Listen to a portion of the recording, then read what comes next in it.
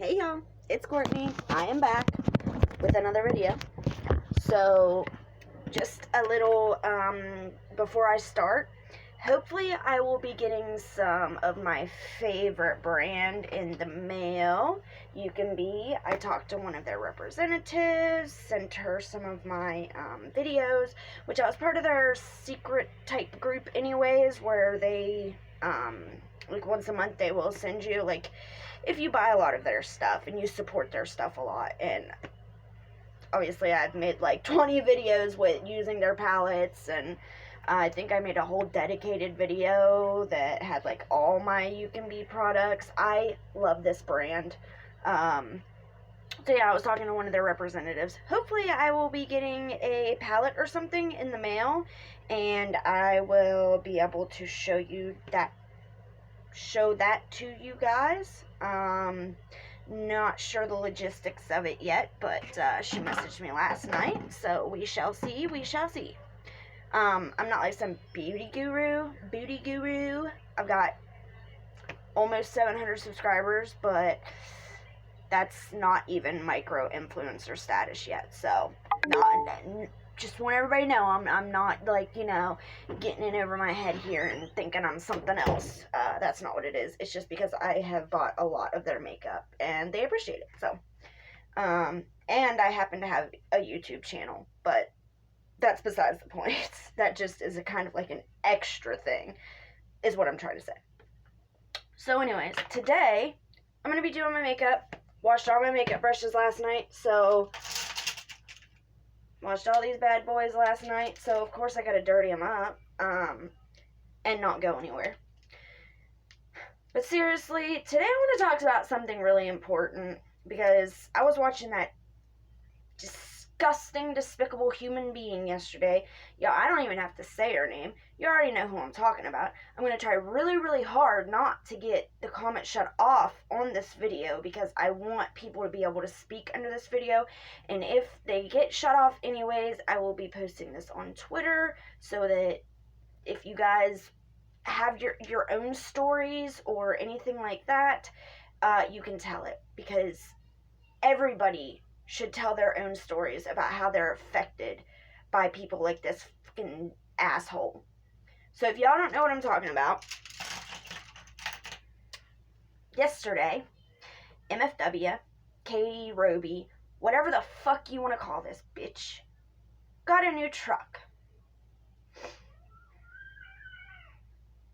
She's gonna start already, so let me go take care of this before I get into it and start getting frustrated, because I don't, want to go out there after I'm already frustrated. So let me deal with this first. Anyways, so I already did my base, by the way, so I just have to finish my eyes.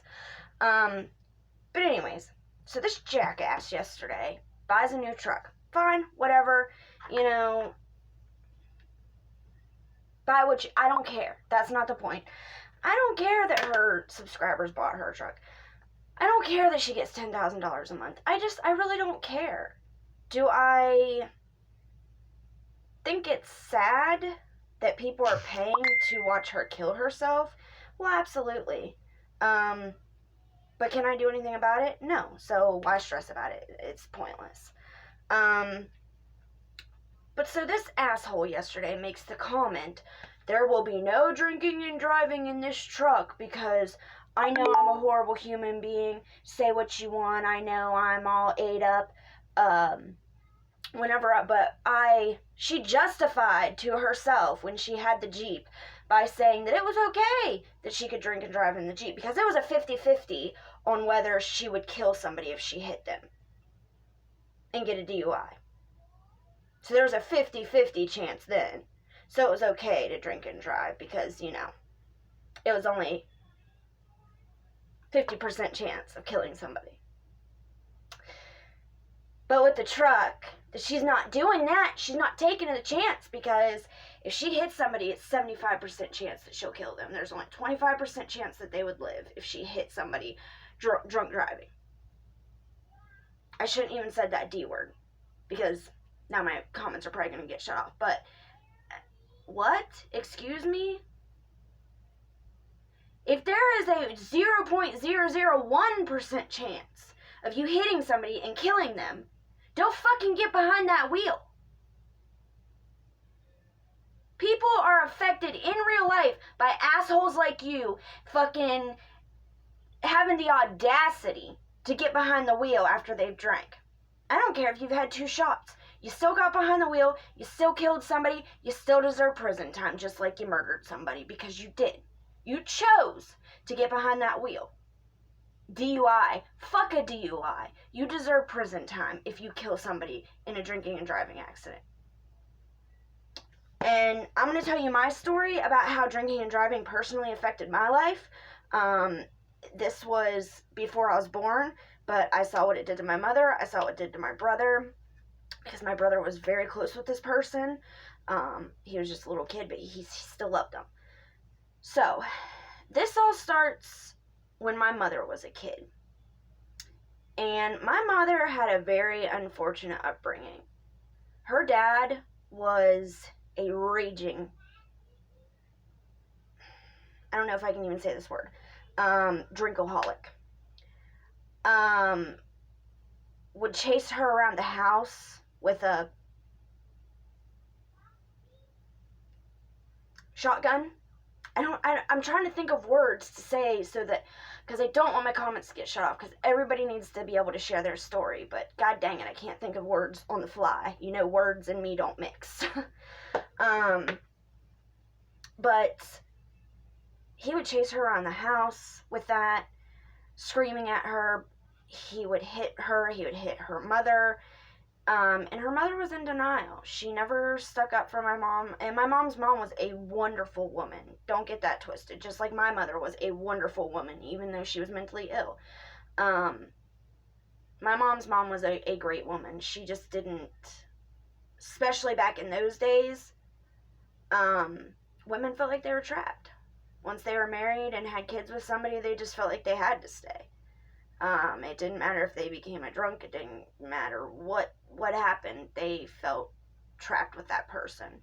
And when my mom would tell somebody what was going on at her house, her mom would deny it and say, oh no, she's just making that up, or whatever she would say.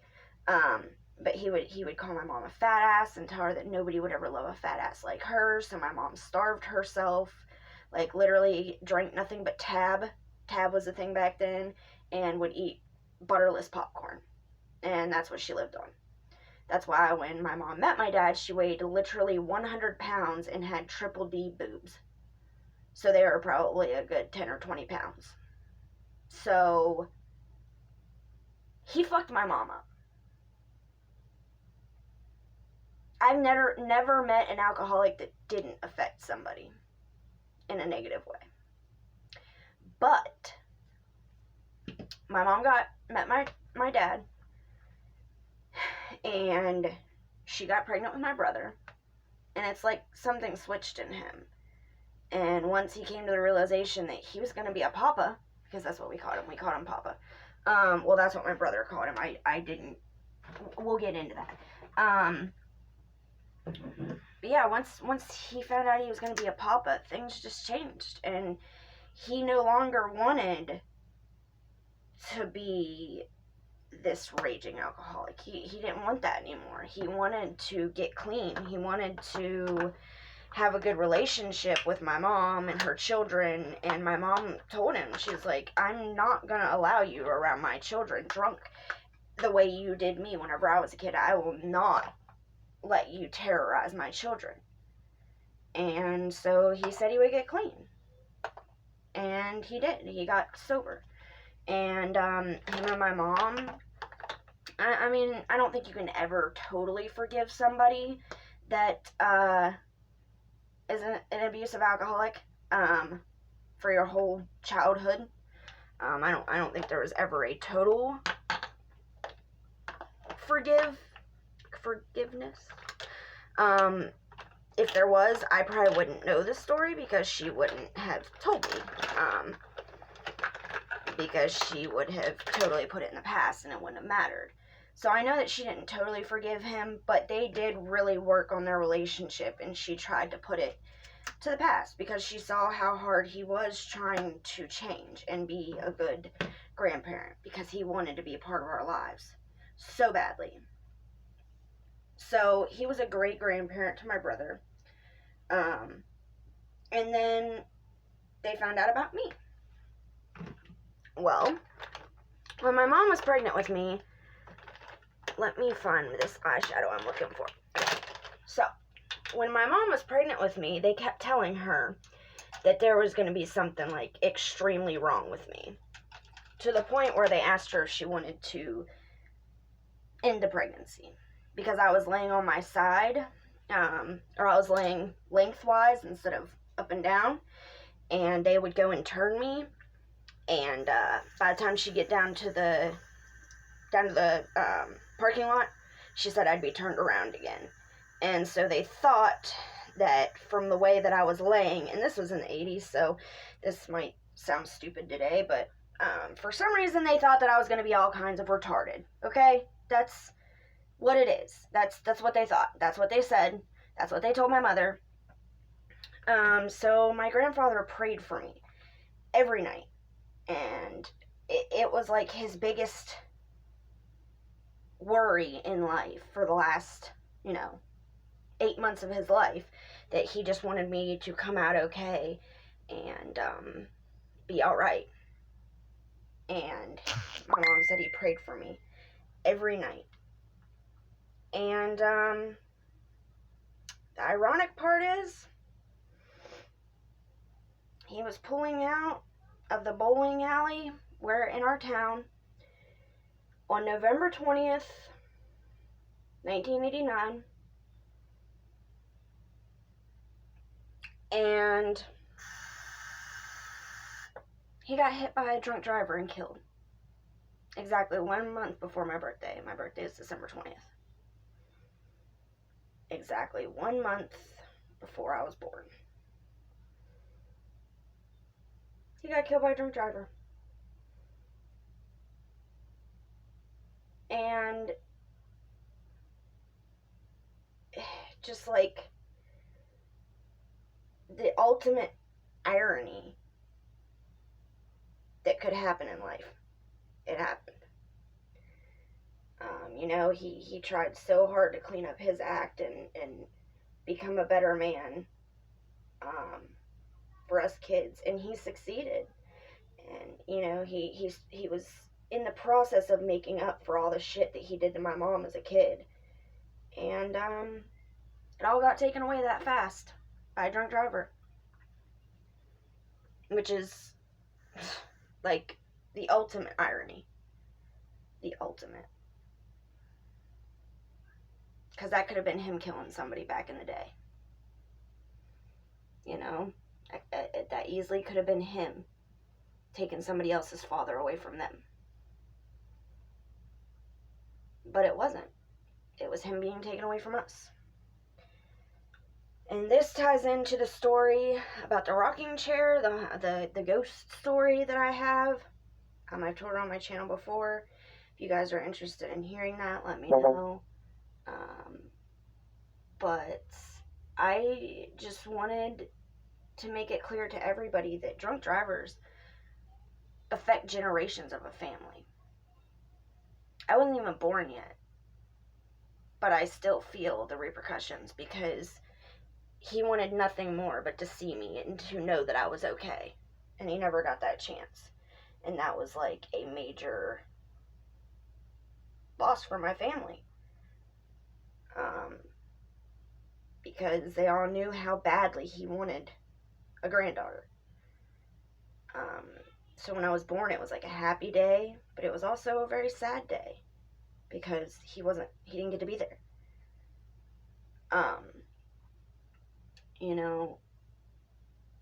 Miss fucking Nobody on Twitter.